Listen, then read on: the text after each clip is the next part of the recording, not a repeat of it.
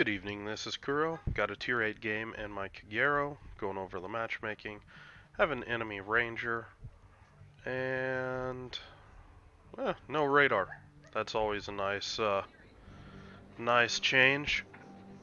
Destroyer-wise, do have a terrible Obliska, which has been buffed, so this ship basically got a half second off its gun reload, which this ship already has crazy alpha, so that's something to be worried about, and a Farragut. I'm not too worried about the Farragut. Generally, I can win that fight. Bliska and the Terrible I outspot, but both of them can really mess me up in a gunfight if they're built and used correctly.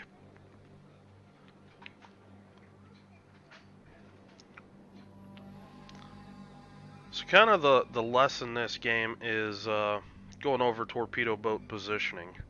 This is a standard battle, and this game really plays out like a lot of the games I've been seeing here. Now, already, I see the enemy planes coming in. I'm not just going to continue along the usual destroyer path. That's what this CV is looking for. He's looking for a dumbass DD that's just going to keep sailing up here and get spotted.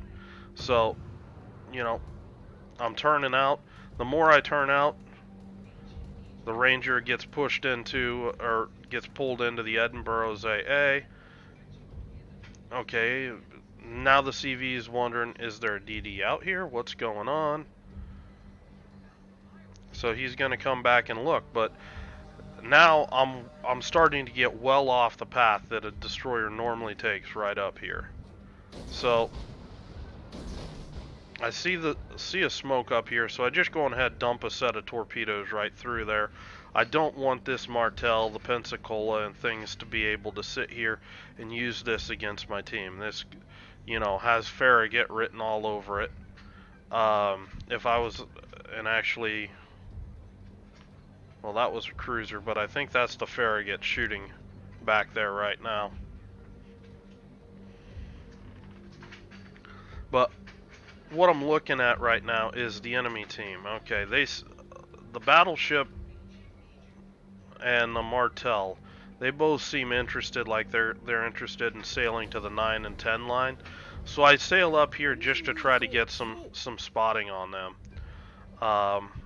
Let those torpedoes do their work back on this angle. This is one of the advantages to torpedo reload. You can kind of be two places at once. I do have my torpedo reload in my pocket if I need it. I do land one torpedo hit. Yes, number one. Calm down, baby. This tells me I hit the bow of something.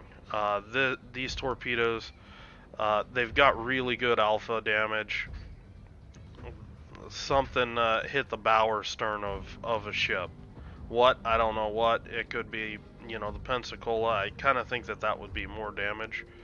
But at this time, I don't really know what I hit.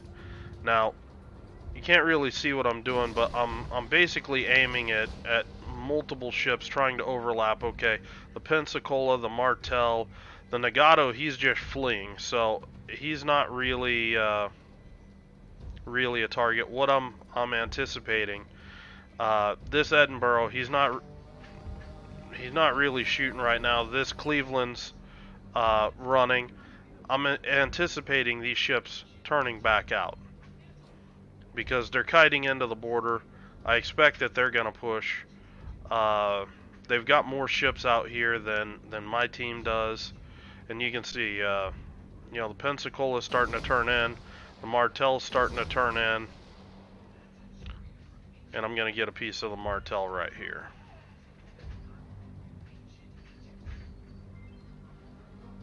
Boom. You can see that alpha when you hit the center of these ships. Whew, it hurts. So I use my torpedo reload there to throw some torps out at this Massachusetts. Now, this is the critical part of being a torpedo boat. You know, a gunboat, you would want to try to follow these guys. But look where they're going. The Nagato's sailing this way, the Pensacola's sailing this way. The Martel is either going to sail up here, unlikely, or he's going to turn back here.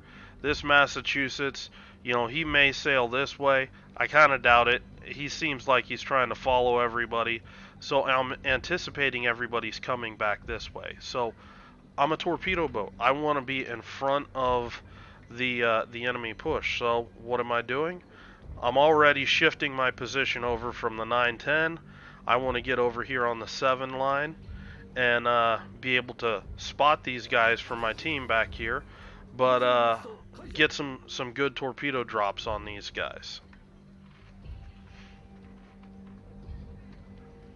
So I know there's not radar in the game, so I'm not afraid of these islands. I'm pushing up here trying to get, you know, a better torpedo angle on these guys. Just gonna launch one on the Nagato. Was kind of thinking that, yeah, he's starting to get shot at, that he might try to turn out, and that might throw my prediction off. I couldn't really lead to the front because this island was in the way. So just going to hold a set of torps. You know, it's not the end of the world for me to hold a set of torps. Calling target on the Martel.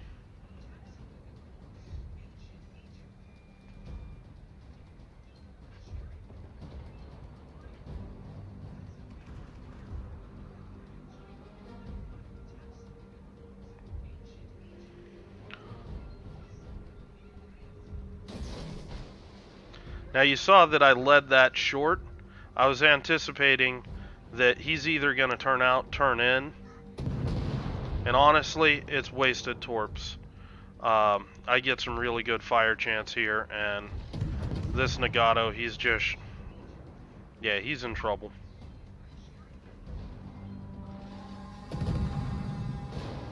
Double fire. Farragut's shooting at me. And I mean, beyond 7 kilometers, this Farragut's going to struggle to hit me. Now this is one thing with my build. I'm running the standard gunfire control module. So at 8.6, you know, I drop off. So I'm actually reversing, trying to get shots in on this this Farragut to see if I can get him picked up or not. But I need to be careful that I don't expose too much of my side to these ships here. So I just go on ahead and I decide, you know what, I'm just going to leave it alone. But, you know, my Cleveland was able to pick up the kill, and the Nagato went on ahead and burnt down. So I'm looking at things right now, and I see the Massachusetts running north. I see the Pensacola pushing south, and I see the HE dive bombers headed for me. So again, I've got allied ships. He's arriving just in time. CV decides to go on ahead, go for him. Now, just giving you an idea of my theory with working with, you know, allied AA. You stay undetected as much as possible, which is much easier with your torpedo boats than it is a gunboat. You have your concealment circles enabled on the mini-map. Basically, that gives you a scale where you can look at, you know, 5 kilometers. You know, this guy's 4.5 kilometers. Most cruisers and battleships, they have at least 5 kilometer range flak.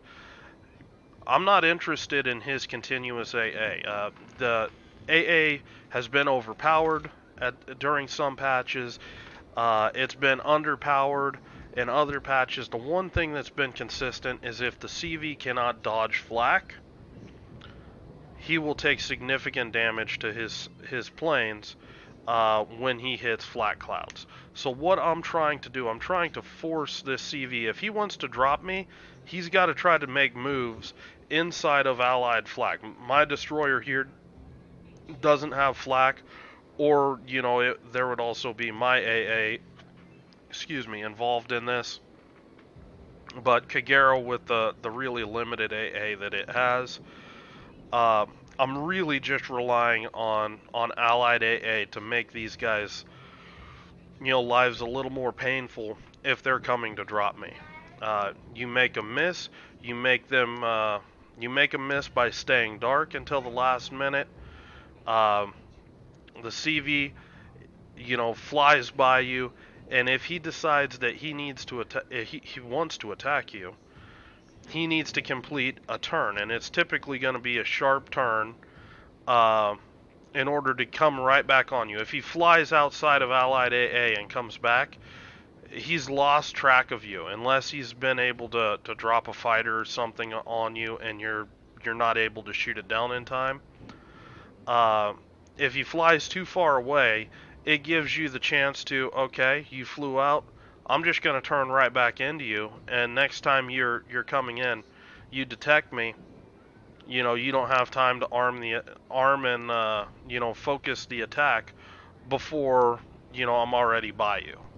And it results in CVs either making bad drops, which that waste planes out of their squad, or they're back into the conundrum that, okay, I need to try to complete this turnaround, and there's flak right here, so when he goes to complete this turn, he loses a lot of his ability to dodge flak, and he will take heavier losses on his squad than if I was, just trying to shoot down planes right from my maximum AA and just try to, waste the squad before it's able to drop me. There's a little bit of cat and mouse here, and the nasty thing is for CVs is some of this AA focusing. What I see a lot of destroyers do is they get planes, say they're flying in this way, and I know I'm pausing long, sorry guys, but I want to explain this because it's been a while since I've done it. So planes are coming in. As soon as the planes are, spot them, they are, well, as soon as the planes enter AA, they might focus their AA and just try to DPM down the planes. That hardly ever works. Um, More clever destroyers will, wait until they're actually air spotted, pop their AA, but they'll make the mistake to pop their AA on, the incoming attack side of the attack.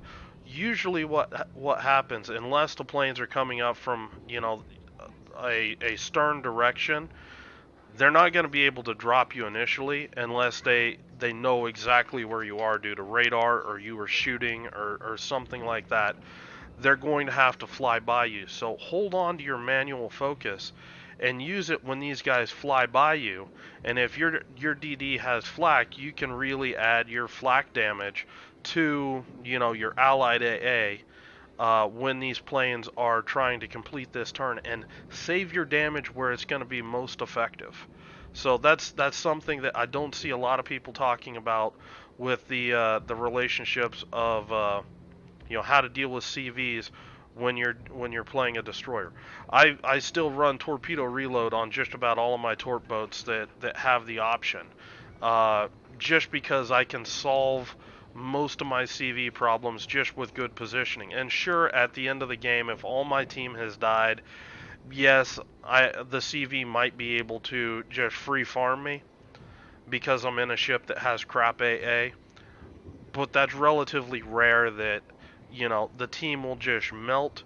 And I've basically, at that time, I've had enough time throughout the game to get off multiple torpedo drops and try to influence the battle at you know uh, on my terms, try to impact the game. um, that to me means, I mean, torpedo reload is such a powerful consumable. you know Getting both of those torpedoes dropped off and landing them can easily, I've swung battles that way. So I talked a bit about CVs here. Gonna go ahead and cut it off. The CV's coming for me right now, and you'll notice right there I did a couple things. The CV is approaching from this direction. What do? I turn broadside. I don't know if you guys have looked at their aiming reticles, but it's basically a big, long oval that's really narrow, really long, kind of like this. And he's looking to try to drop down the length of my ship because that gives him the best ability to, or the most chances to actually hit my ship. And what I'm trying to do, I'm trying to throw him off by turning broadside, by basically crossing the oval to minimize the amount of my ship inside the oval. So I'm also changing my speed. Anything that I can do to kind of throw this off. Now, you'll notice here I'm kind of breaking my rule of, you know, there's no allies inside my AA, and you know, there's planes. I'm obviously close to the CV. This game is a stomp. You know, this team's already pretty much melted. Cyclone setting in. What I'm doing with I finally used Torpedo Reload. What I'm doing, I'm anticipating this Massachusetts is going to come back towards his cap. There he is. Look at all those torpedoes coming in. Now I also know, because the rocket planes popped up, that there's a CV out here too. Got 3 torpedoes on the Massachusetts. Unfortunately, he turned south, so I don't get any additional torpedo hits on the next torpedo reload. Now what I'm going to do, I'm going to use this island here. This is gunboating Japanese torpedo boat style.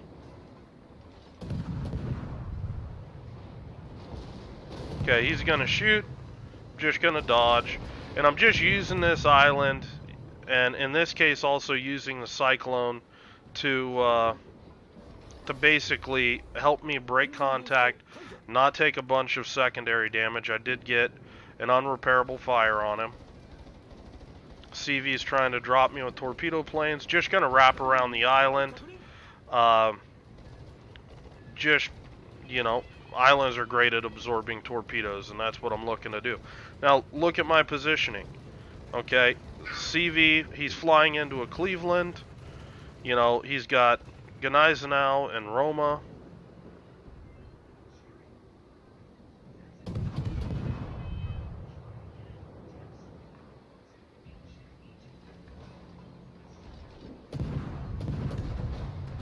We got spots on the enemy CV. I'm just trying to follow up here, see if I can get any additional damage on this Massachusetts. He's the threat to my ship. I don't even really care about torpedoes. It's helping my adrenaline rush. I know this game is ending, so it's all about how much damage I can get out at this time to have. This is a really good game. I want it to be even better. So I'm trying to finish off the Massachusetts. He's the primary threat to my ship.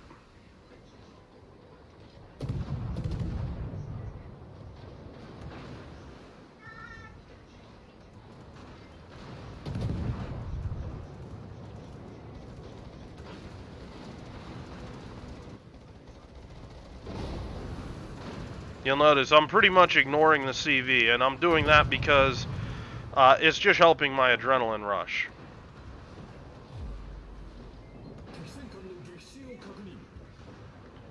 Torpedo hit on the Ranger, he goes down,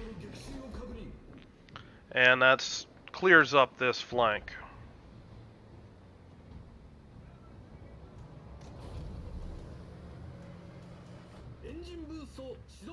So now that this flank's cleared up, just gonna drive to cap. There's only 2 enemy ships left, and you know, see if we can get any more damage in. But you'll notice torpedo for the positioning. Throughout the battle, I was constantly trying to maneuver in front of the enemy team. You know, give you the recap. The enemy team basically came down the channel. I saw where they were headed. I moved out here to intercept. got it, a torpedo hit out here. I saw that they started to turn around and come back. I basically used my speed to already be back inside and back in front of their push, able to torp them from the side again. A little bit of shooting over here, turned around, CV things, and then back up. The Massachusetts, I don't know what he was doing up here, but I see him kiting out with the cyclone kicking in. I basically was anticipating he's not going to go to sail to the map corner, so I basically threw out a bunch of widespread torpedoes, well, narrow spread, but a wide fan pattern with torpedo reload, picked up some damage, and now here again, trying to get in front of the Dallas. Dallas is inside of a smoke right now, so I'm just going to take advantage of this right now to get some additional gun damage in. Dallas is distracted, just going to keep shooting.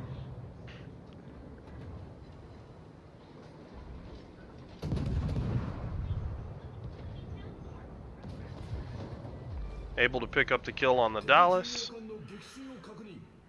And sailing out of the cap, because I'm a potato.